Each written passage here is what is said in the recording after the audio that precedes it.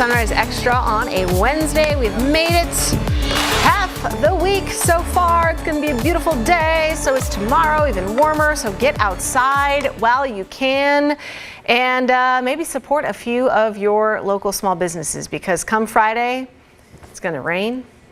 And we're shutting down everything down, it seems like, in half the state. So yeah, we go to that extreme level status in 15 of Oregon's 36 counties. And that includes Multnomah and Clackamas and Marion and Lynn and the Bend area. So a lot of things going to be shutting down. Indoor dining, of course.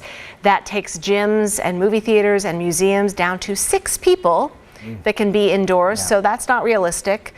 Most of them will be shutting down. Regal Cinemas at Bridgeport Village in Tualatin just reopened last week. They're going to shut down. The timing is crazy, right? And that we just were running all these stories about the reopening. And Portland Art Museum, and you did, yeah. The and now it's going the other way. Yep, it's going to close. OMSI says it's got to close. This is super tough news in the month of April, almost May, when we should be turning a corner. We've got nearly 30% of the state vaccinated, which is great. And hopefully it keeps climbing higher. That is the point of all of this. We want to get your take on, what do you think? Are you upset at just the indoor dining? Are you thumbs up? We got to stop the spread of this no matter what, which has been, you know, the governor's policy is lives over everything else. And that is, you know, a huge thing. And it's true. You know, Oregon's COVID cases, what is it, Drew? The case rate. Well, that's you have to be really careful with the wording. So the governor is pointing to what has been a recent rise in Oregon's COVID case rate, which if you compare it to other places in the country, in recent weeks, our COVID case rate jump is pretty high. Again, just talking about the rate. Now, the highest in the country. If you compare us just to other states overall with the COVID numbers, not very high. Right. But if you talk about the jump that we've made, because we were super low just about a month and a half ago, our numbers were way down, right? Every day we were hearing about the COVID cases, such a low number. Then we got back up to close to 1,000 a day for a while, you know, still the high hundreds. So it's that jump in COVID case rates that we've seen that has urged the health authority and the governor to say we've got to go backwards in reopening, not forward. We have 4.2 million people in our state, 4.2 million, and there are 300 in the hospital. And that is the metric that she recently set to send certain counties back into this extreme level. Restaurants not taking this well, of course. They're going to have to send hundreds of employees across the state back to unemployment and temporarily lay them off, furlough, whatever. I know some bar owners are saying, you know, I'm hoping this is like 1 or 2 weeks. It costs me more to lay them off and then rehire people. So I'm just going to like pay them a little bit, you know, while we're not doing anything, or we're going to try and do outdoor. But here, take a listen to some restaurant owners in light of this news. Well, I feel like a puppet on a string. Restaurants are not super spreaders. Sanitation is ingrained in what we do. We have socially distanced tables. We sanitize chairs, seats, menus. People can't commingle. I think one of the biggest parts for me is the fact that you see your IKEAs, your Targets, your Home Depots, all these big box stores, you know, multi-million-dollar corporations that are still going to be rocking and rolling and have a lot of people in their doors, and none of that is affected. It's all small businesses. So again, we're showing right here the different risk levels in all the counties in Oregon, all 36. The gentleman we just heard from, 2 there. The first was the owner of Gilda's Italian restaurant in downtown Portland. The second gentleman representing Migration Brewing. And, you know, you mentioned that there's a lot of businesses that are impacted by going back up to the extreme risk level. But we really feel for these restaurants, because I think the best way to describe what they've gone through over the last 13 months is the yo-yo effect. Yeah, they're being punished the most. Right. Sometimes it's been complete shutdown, right? Other times it's been outdoor only allowed. Then it's been, okay, you can have this many people inside. Then we just moved it just a few weeks ago to where you could have, you know, 50% capacity inside. And now we're going backwards again. We did talk to a guy who owns, I think, 10 locations of Planet Fitness in our area. And he talked about, you know, gyms now, you can have 6 people inside.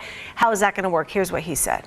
The rules don't allow for any kind of flexibility for businesses that actually can offer their services safely, or office buildings or elder care facilities and things like that. And so it's a one-size-fits-all approach. And the message you're sending to people is really forget about the benefits of the exercise.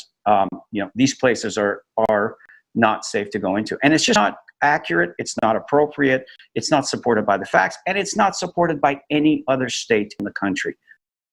It is tough for gyms, even when they were allowed to have more people inside, which is, the case up until this coming Friday. Working out with the masks, that's a deterrent for some people, quite honestly. Not necessarily people who are against wearing masks, but they don't want to work out wearing a mask, and they've kind of turned to at-home workouts, right? I mean, even the mask wearing has really hurt local gyms. Yeah. And they just switched that rule for Oregon, high school kids or Oregon's, if you're doing like a non-contact sport like track or tennis, now you don't have to wear the mask. And now that's fine. This week they decided that was fine. So the rules are just almost, not arbitrary. I don't want to say that, but it is, we just need some common sense, I think, and I understand restaurants, you're taking your mask off, you're eating, you're talking. How about we look at it this way? Like we're all being encouraged to get the vaccine. I have my second shot on Monday. I cannot wait. I just, want to get this and just relax mentally a little bit. But let's have, maybe you show your vaccine card at a restaurant to eat indoors. And that's the point of this, right? And it's mostly younger people now, the Oregon Health Authority says, who are contracting COVID the most. They, I guess, are the ones who now are most hospitalized, and they're not vaccinated.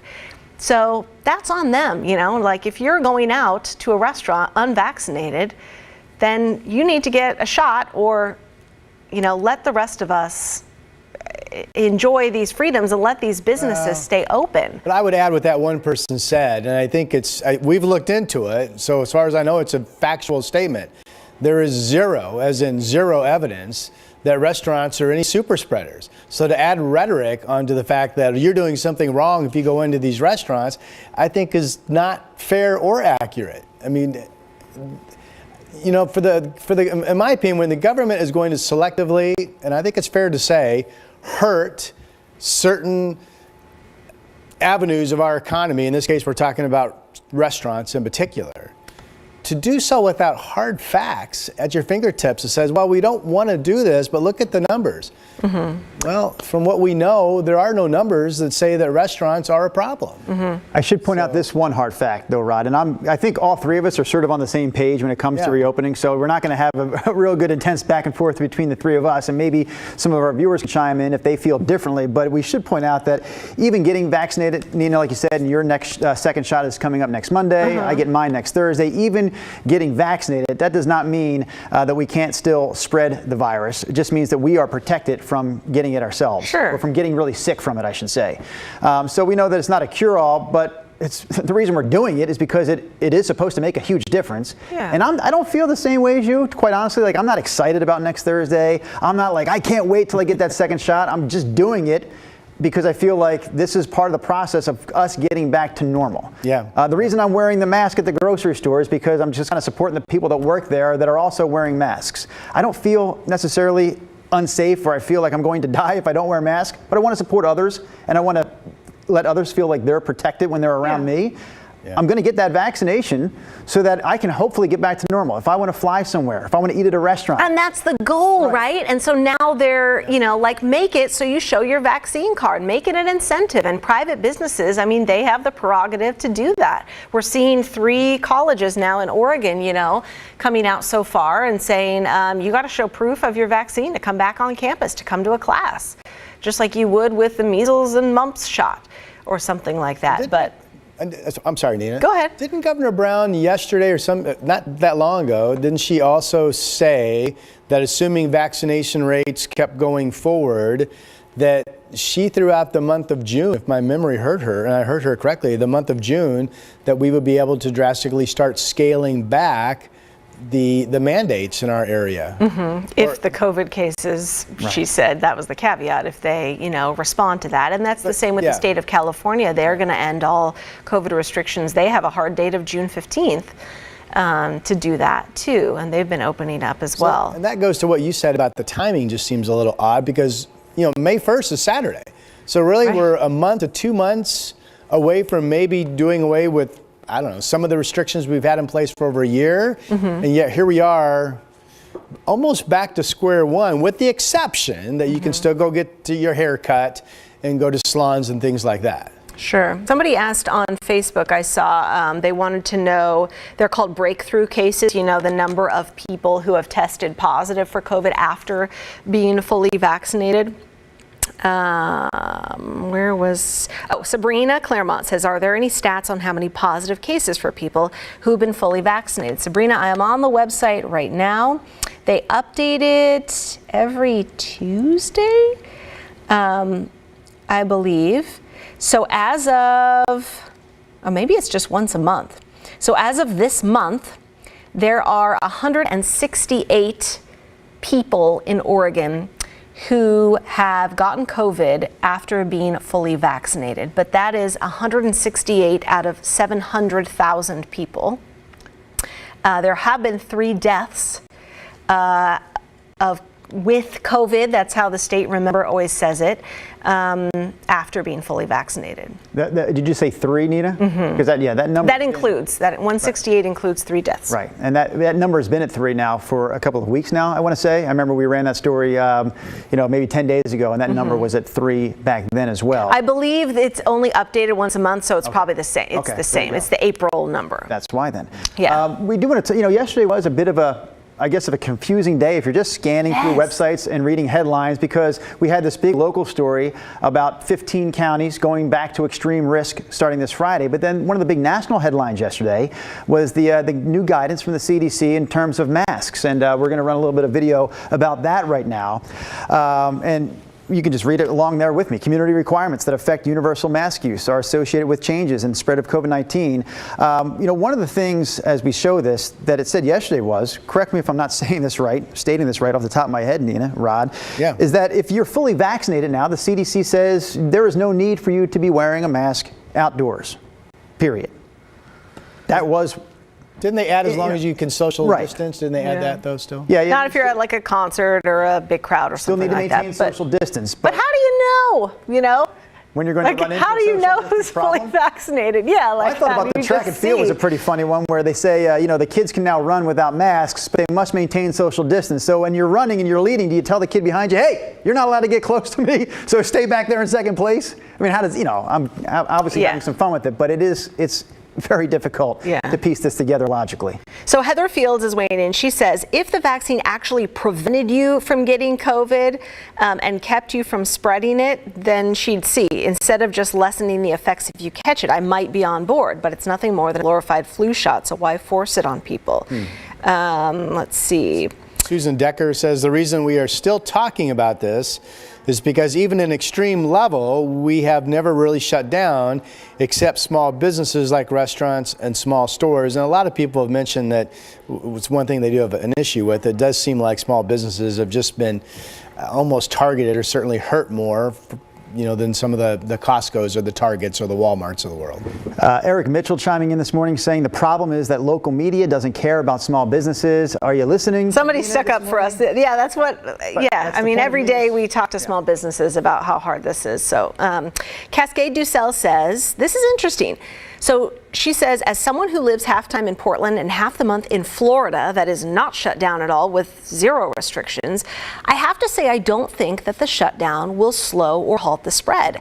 The difference I see, this is Cascade, is how responsible and compliant Oregonians are. I think we shouldn't mandate shutdowns, but ask people to stay home when they can, remind them about precautions, let businesses stay open, and have people use them at their discretion. Oregon can do that because our citizens are, for the most part, responsible. Restaurants, theaters are not the reason the numbers are up. That's just my 2 cents. Thank you, Cascade, for weighing in. Yeah. Eric Mitchell, who doesn't like me very much, by the way, according to one of his shorter comments. Good morning, Eric. He says, funny you don't mention that Oregon measures COVID deaths differently. You can die in a car crash, but be counted as a COVID death. We did a story. And that's what I meant when I said die with COVID. Yeah, but be counted as a COVID Yeah, death. I think that's not right, that the state should not do that. Tested positive in the last 12 months. Strange how these three don't mention that. But no, we have mentioned that, Eric. We've done stories on it. We actually did stories on that months and months ago, and as Nina just mentioned. Yeah. That's two And it's comments interesting. that don't make sense this morning. So we're not reading any more of your No, comments. it's okay. I mean, you can't watch the news every day, so we'll, But he's watching us right now, and you just said that whole thing that he's saying we're not talking about. I know, maybe he missed it. So here's the deal, though. So Washington and Colorado used to have die with COVID.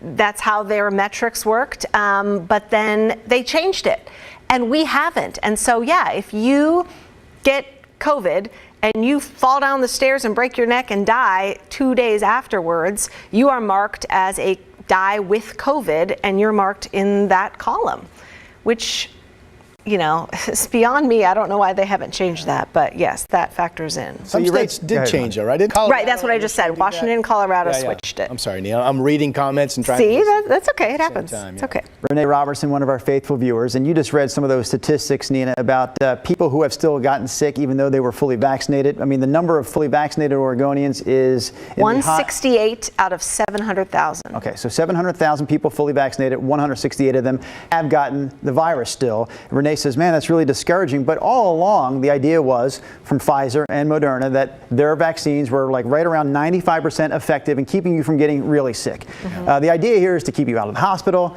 to keep you from being like bedridden for days on end. It is designed, and they are 95% effective according to all the research they've done in getting you or keeping you from being really sick. So that is the idea. And I think, Drew, it does... Lessen the symptoms. I think I'm correct, but I'm just throwing it out because I'm like you. I read things, I remember what I remember. But I think part of the equation also was while it does not eliminate the possibility of you being a carrier, it also reduces that as well to some degree. I think that's correct. Reduces your ability to give it to others. Correct. I think Versus at least not having the reduces vaccine, number. sure. Yeah. Yeah, so I mean, and that was, you know, that's why I was so, same thing as what you said, Drew. I was like, that's why I just wanted it, because then you can, like, you feel like, oh, I got it. Right. Like, I've been seeing people share this GIF around of an old clip from Wayne's World, the movie, when they're like walking backstage and they got their like backstage pass around their neck and they're just like showing it to everybody because they're so excited, and that's how people are thinking, you know, this vaccine card is going to go. But yeah. This is small potatoes in the big picture. But, you know, the three of us don't want to do this anymore. We don't want to be in boxes every day. And I know that's part of the reasoning that I'm getting vaccinated too, so that I can enjoy the work environment with my coworkers. Yeah. I'm assuming that, you know, at one point when we all prove that we've been vaccinated, our office will let us, you know, interact like we used to. I want to get back to that as well. I want to get back to a lot of normalcy. I do think, and I don't know if you agree or not, the big game changer here could be with the airlines. I mean, if airlines require vaccine cards and require that you show proof of vaccination, I think that's going to get a lot of those people who right now are on the fence, on the side of the fence where you do get vaccinated. Travel. Yeah, I would agree. You know, they're going to say, the heck with it. I didn't really want it. I don't feel like I need it, but I'm going to get it because air travel. Stamper Walker says, what about all those, and we did a story on this, what about all those fake vax cards going around? Would you believe, and I think Nina, you were talking earlier in the show about for restaurants, well, if you could just show your vaccination card, and you know, and that is the problem, and I get that the state and the federal government level, that you can't just throw something out and assume that everybody is going to be honest and do what's best, so you have to perhaps over-manage with your policies, and I understand that. And certainly the fake vax cards are a percentage of people who are, you know, actually paying money and getting a fake vaccine card in hand is going to be so low. I would assume you're right. Yeah, I would hope so anyway. I would hope so too. Yeah. You want your Joshua Madrid comment of the morning? Yes. What's Joshua saying? Yeah. Joshua just weighing in moments ago. Good morning, Joshua. He says, good morning to us. While this is a very tough pill to swallow for many of us, and he is, by the way, if you're not familiar with Joshua and his comments, he is a member of the restaurant industry, a bartender by trade. He says, this is a tough pill to swallow for many of us. I understand, though, the need to look out for my neighbors and fellow community members. I know for a fact that many restaurants and bars were taking things seriously, but there are also those that didn't, and that's why we're still here. We've done this before, so we have the tools necessary to get through it, but, he says, but one can't help but feel frustrated by the ups and downs of this, exhausted. Somebody was asking what's going to happen with the Timbers games now, because they just started a couple weeks ago, being able to have fans in the stands, and it is obviously an outdoor venue, but the state guidelines under an extreme level are, I'll have to Google that, will cap that. Well, they would have to refund tickets that they sold that were over what's accepted, wouldn't they? I would think they would. I don't know what let me try and right? look that up really fast. Is that going to be something that you reveal on today's Sunrise Extra? Because I will I'm going to try. We're heading down the home stretch here. We're in the final minute of today's Sunrise Extra, but I do feel like we're just scratching the surface here. A lot of you still weighing in. We knew this would be a hot button topic, and it's news that just came down less than 24 hours ago that takes effect this Friday, with 15 Oregon counties moving into that extreme risk category. I have to go back and look, because sometimes you just say off the cuff, they go back to. I don't know if all these counties that are going to extreme risk on Friday have been there before or not, but certainly we know Multnomah, Clackamas, Marion, those big counties, they've been there before and they're going back there again. So again, extreme risk kicking in for 15 of the 36 Oregon counties on Friday. Hey, Drew, I want to add real quick, we thank you, all of you, for listening and participating. I think between the three of us, we probably read all your comments, but obviously we only have so much time to get so many on. But don't think you're being ignored. I think that's probably a pretty safe statement that all three of us, one of us, have seen your comments, and we thank you for that. And we're trying to do the balance of listening to each other, listening to your comments that are being read by the others, and also finding the latest comments here, because sometimes we get called out for doing this the whole show. Looking for comments. I know, that's what we're doing, is looking at your comments coming in live on our phones. Let's see, what happens if all these businesses revolt, Eric? Well, they can be fined, and we've seen fines in the tens of thousands of dollars. Several restaurants across the state have repeatedly scoffed at these shut down orders and fed people indoors anyway. And they face hefty fines. So we shall see. You can get a look at all the information on what extreme means. And also, something new is they're going to be evaluating this every week now instead of every 2 weeks. So maybe this is a week-long thing for some counties. Maybe it goes longer. I don't know. But fingers crossed, let's all get our shots, please, so we can slow down this spread and get on with our summer, because it's going to be beautiful today. A high of 75, Rod. Love it. Yeah. We'll see you tomorrow, you guys. Bye.